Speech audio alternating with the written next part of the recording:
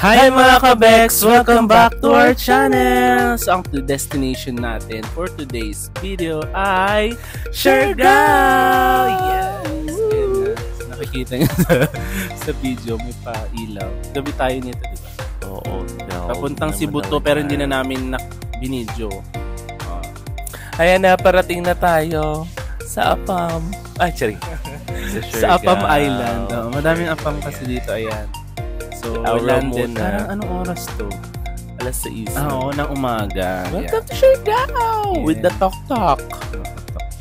And then, syempre, unang pinuntahan natin, paglapag natin sa mga bukuhan. Charing! Hindi, sa ano to, sa Cloud9. Ayan. So, wala kasi sa tour natin. Ang sikat na tulay. Mahilig sila sa tulay sa Siargao, Mare. Patungo sa kinabukasan. Charing! Charing! Ayan na. So, ito yung mga pinuntahan na. Yes! Certified surfer na kami. Hello! 1,000. Let's go! Magkakagawa ka dito. Sabi sila.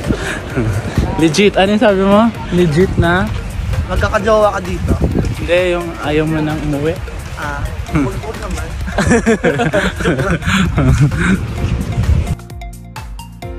So ayan, medyo low tide ata nung time na to. Oo, pero maganda yung mga alon dito.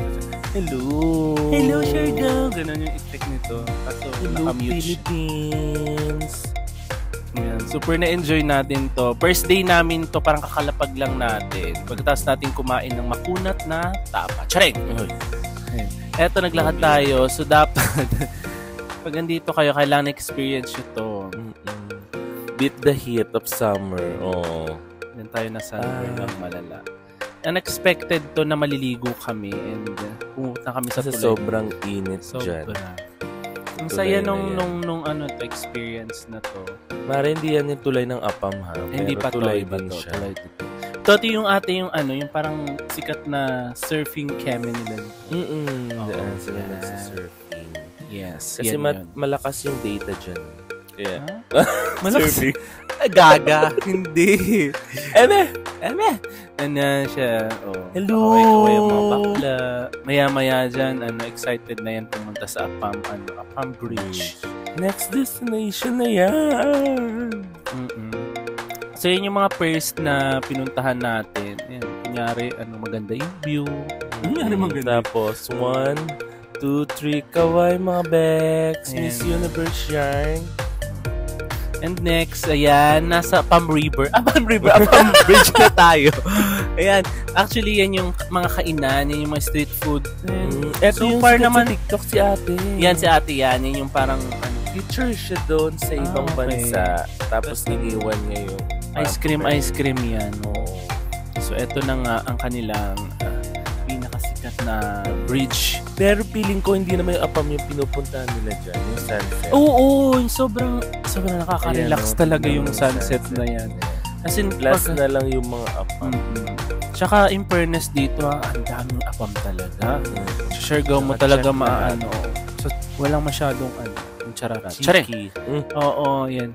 Meron pa nga tayong nahagip ng camera dyan. Ayan, ang ganda nung vibes dito. Parang magkakakilala kayo lahat.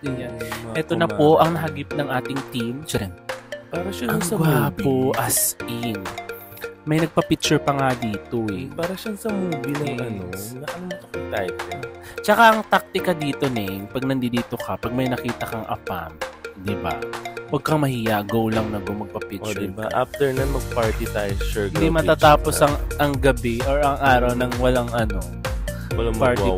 True. Diba? Super enjoy. Yan yung first day na nangyari sa amin. So, abangan nyo yung mga susunod na kaganapan namin at kung nakauwi ba tayo ng Apam.